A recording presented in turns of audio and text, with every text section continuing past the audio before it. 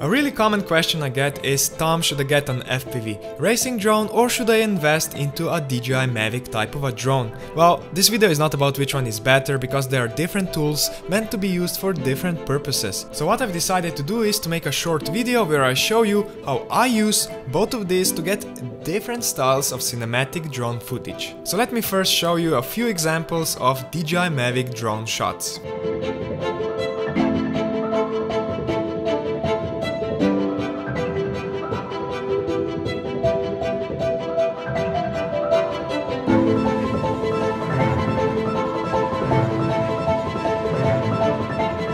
Okay, and now a few examples of FPV drone footage.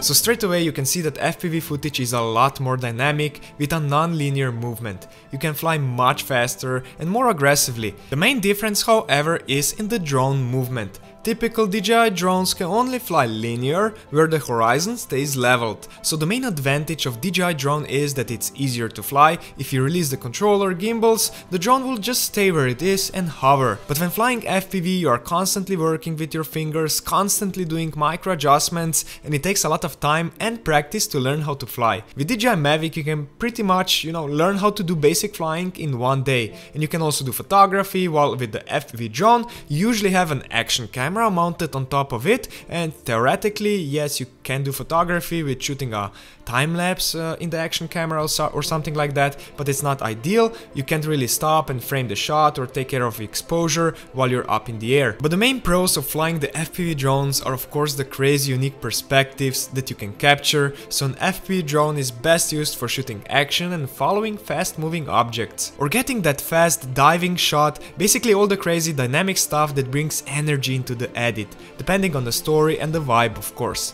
And you can also fly slow with precision and do a walkthrough through a real estate with a Cinewhoop. So I'll usually use the MAVIC for establishing shots where I'm showing the landscape, and for top-down follow shots that can really look interesting if you gently spin the drone while following. MAVIC is also a lot better to use for doing linear side follow shots because the horizon stays leveled. And if you want to do a side follow shot with an FPV drone, you will have to roll into it, and then the horizon won't be leveled unless you crop in the image and you rotate it in post-production, but you lose image quality. A general tip I would give you for both type of drones is, if you want your image to look professional and cinematic, search for depth in the composition, and the easiest way to achieve it is by flying close to things. Yes, get that landscape shot high up in the air, but only use it for a few seconds in your edit because it quickly becomes boring, and instead try to fly closer to things, try to find a leading line that will draw viewers' attention into the image. So basically depth in the composition. So should you get an FPV drone or a DJI commercial drone?